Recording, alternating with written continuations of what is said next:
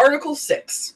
All debts contracted and engagements entered into before the adoption of this Constitution shall be as valid against the United States under this Constitution as under the Confederation.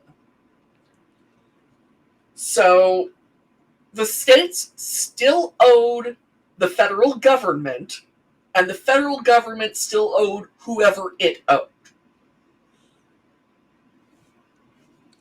But now we have a better chance to actually collect those state debts than we did before. Yes, indeed.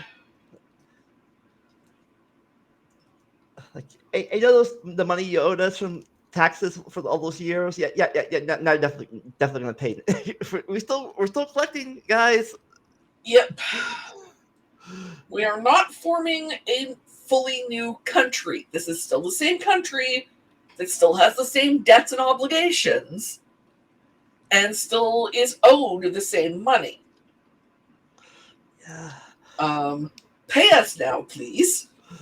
Because now we can enforce it better. Also, we have taxes now. Of so course, we can pay the people we owe. Unless our future president declares bankruptcy like he does all his businesses. For real, though. How do you bankrupt a casino? This is the question I've always wanted answered and never understood. How do you bankrupt a casino? I thought casinos always won. Apparently the casino apparently that casino was like got all the people winning or something, I guess. And like I don't even know. It's just owning a casino is as close as we get to a license to print money. What's the term? The house always wins. Yep. But the yeah. odds are all on the house. Just ask Val Kilmer in Tombstone. But yeah, Tenerife bankrupt. We no longer owe anybody money because we can't afford to pay anymore. Start from scratch, America. Yep, that won't do bad things to the economy or anything. But yeah, the short version was this was intended to promise that it was still the same country and all of the financial stuff was still applied the same way. So we still, I guess that means we still owed France money for helping us, but now right after this happened, there was things were messy in France for a while. Things were after this happened. There's no longer the old French government for a while. Like, oh, we don't pay you anymore, I guess, because you're a republic, not a monarchy. Yeah. And part of the blame is the money that they gave us for the revolution, and part of it was that the idea that revolutions could be a thing was spreading, and part of it was because the French monarchy was so ridiculously out of touch that they didn't understand that poor people had needs. Plus, it was a twofold thing.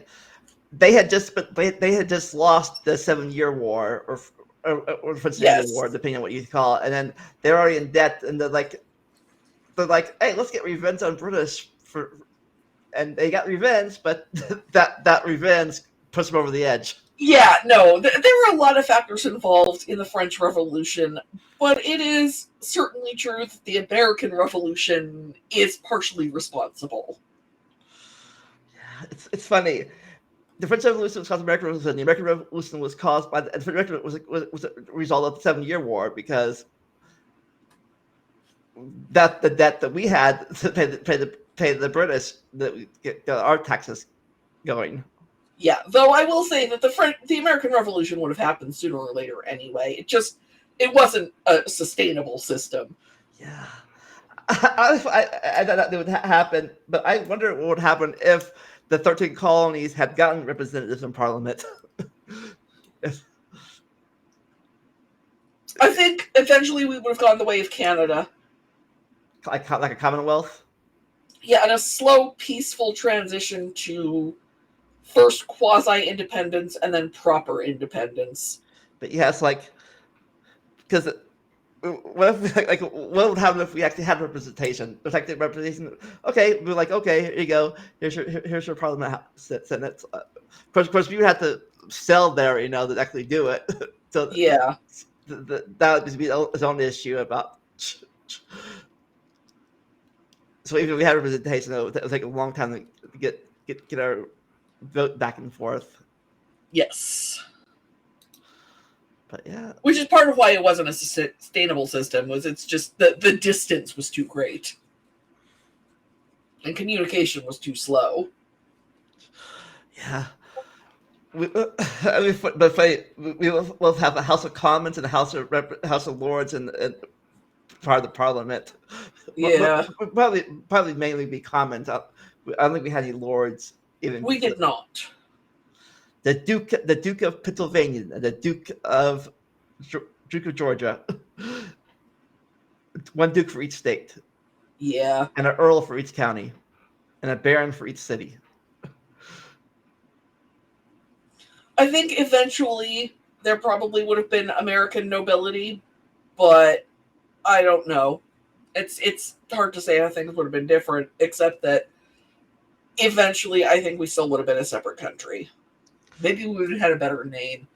I guess it would have been maybe a bit more peaceful transitions of Probably, yeah. like with Canada, Like with Canada. like they're a separate country, but they're still friendly, I guess. Well, it's because they're so nice.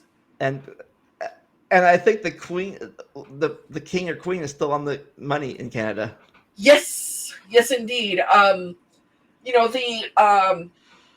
The $1 coin in Canada is the loonie because it's got a picture of a loon on the side that doesn't have the monarch.